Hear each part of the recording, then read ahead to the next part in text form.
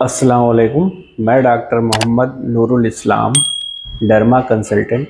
आज मैं आपसे स्किन के जिस डिज़ीज़ के बारे में डिस्कस करने जा रहा हूँ उसको मोलस्कम कंटाजियोसम कहते हैं। ये मोलस्कम कंटाजियोसम क्या है? मोलस्कम कंटाजियोसम एक स्किन इन्फेक्शन है जो इसी नाम के वायरस की वजह से होता है। ये स्किन की ऊपरी सतह पर छोटे छोटे बम्प्स पैदा कर सकता है। मोलस्कम कंटाजियोसम आमतौर पर इन छोटे छोटे जो बम्प्स होते हैं इसमें दर्द नहीं होता है और बिना ट्रीटमेंट के भी ठीक हो जाते हैं, लेकिन कभी कभी ये निशान छोड़ जाते हैं।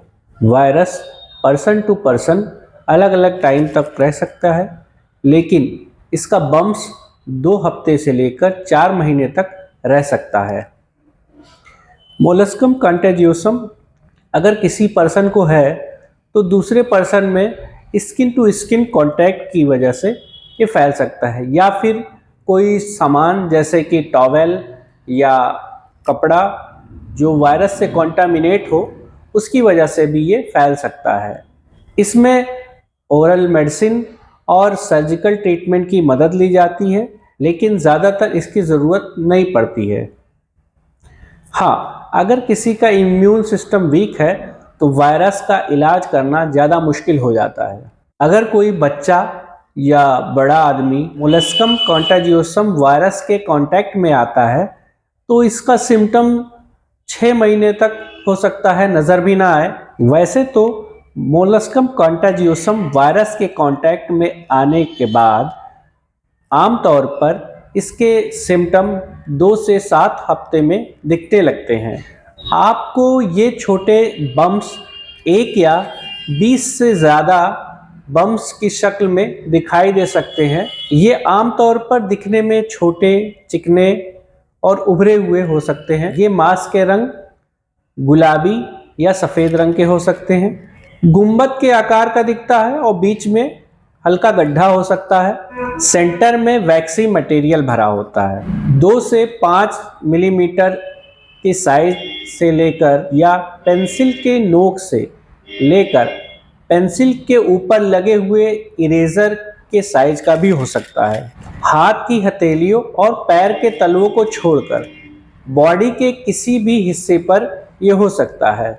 बच्चों में पेट पर, चेहरे पर, गर्दन पर, धड़ पर या फिर जेनाइटल्स के आसपास और जांघों पर हो सकता है। बड़ों में ये पेट या पीठ पर भी हो सकता है। अगर हम इसके काजेज की बात करें तो मोलस्कम कंटाजियोसम तब होता है जब कोई मोलस्कम कंटाजियोसम जो कि एक तरह का पॉक्स वायरस है उसके कांटेक्ट में आता है। यह वायरस जल्दी ट्रांसमिट तब हो सकता है जब किसी को घाव हुआ हो, यानी खुला हुआ घाव हो, तो कांटेक्ट से ये दूसरे आदमी में जल्दी फैल सकता है। बॉडी के एक हिस्से से दूसरे हिस्से में भी ये वायरस फैल सकता है।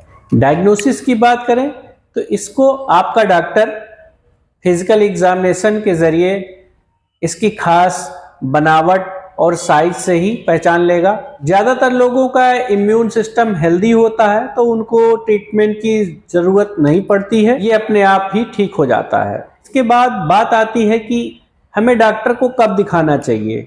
अगर हमें मोलस्कम कंटाजियोसम है तो हमें डॉक्टर को कब दिखाना चाहिए? कुछ कंडीशन में डॉक्टर को दिखाना चाहिए, जैसे कि ये बड़े बड़े हों और ये गर्दन या चेहरे के आसपास हो तो डॉक्टर को दिखा लेना चाहिए। अगर किसी को पहले से ही कोई हेल्थ प्रॉब्लम हो जो आपकी स्किन पर असर डालती हो, जैसे कि एटोपिक डर्मेटाइटिस जैसी बीमारी हो, तो भी डॉक्टर को दिखा लेना चाहिए। अगर किसी को लगता है कि वायरस फैल सकता है तो भी डॉक्टर को दिखा लेना चाहिए। अगर पहले से ही कोई ट्रीटमेंट ले रहे हैं, जैसे हेल्थ से रिलेटेड कोई प्रॉब्लम हो और उसकी वजह से आपकी इम्यून एक्टिविटी कमज़ोर हो गई हो, तो भी डॉक्टर को दिखा लेना चाहिए। इसके बाद बात आती है ट्रीटमेंट की कि इलाज कैसे किया जाता है। इसका इलाज कई तरीके से किया जाता है। पहला जैसे क्रायोथेरेपी है। क्रायोथेरेपी में लिक्विड नाइट्रोजन की मदद से एक एक बम्स को फ्रीज कर दिया जाता है और ये बम्स कुछ हफ्ते में अपने आप ठीक हो जाते हैं। इसके बाद आता है क्यूरेटेज। इसमें डॉक्टर आपके बम्प्स में छेद करता है और एक स्मॉल ट्यूब के ज़रिए से उसको हटा दिया जाता है।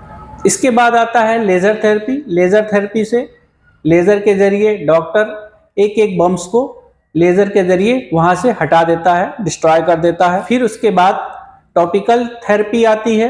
टॉपिकल ट्रीटमेंट मतलब ऐसी दवाएं या ऐसी क्रीम जिसमें एसिड या केमिकल्स मिले होते हैं जो स्किन की ऊपरी लेयर को हटा देते हैं और वो बम्प्स आसानी से हट जाता है। उम्मीद है आपको आज के इस वीडियो से मोलस्कम कंटाजियोसम के बारे में कुछ जानकारी जरूर हुई होगी।